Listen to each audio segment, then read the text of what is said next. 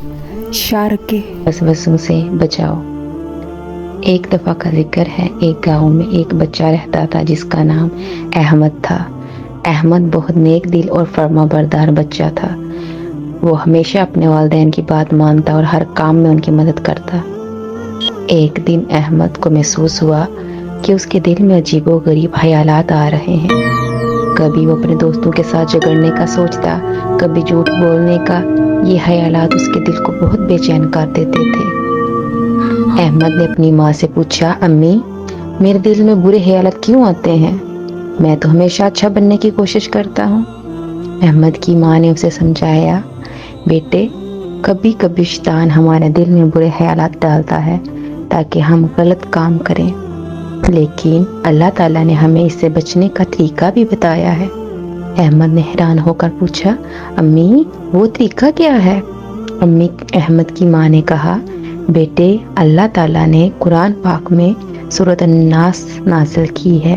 یہ سورت ہمیں شیطان کے وسوسوں سے بچنے کے لیے پڑھنی چاہیے۔ پھر احمد کی ماں نے سورۃ الناس پڑھی اور اس کا مطلب سمجھایا۔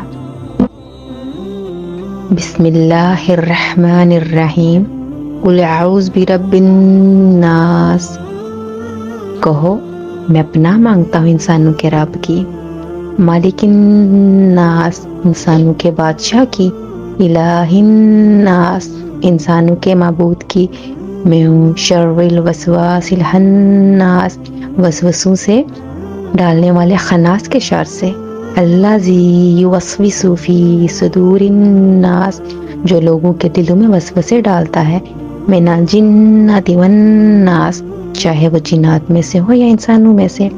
احمد نے غور سے سنا اور اپنی ماں سے کہا، امی میں یہ صورت یاد کر لوں گا اور جب بھی میرے دل میں برے خیالات آئیں گے میں اسے پڑھوں گا۔ احمد کی ماں نے مسکرا کر کہا، بہت اچھے بیٹے، اللہ تعالیٰ ہمیشہ تمہاری حفاظت کرے گا۔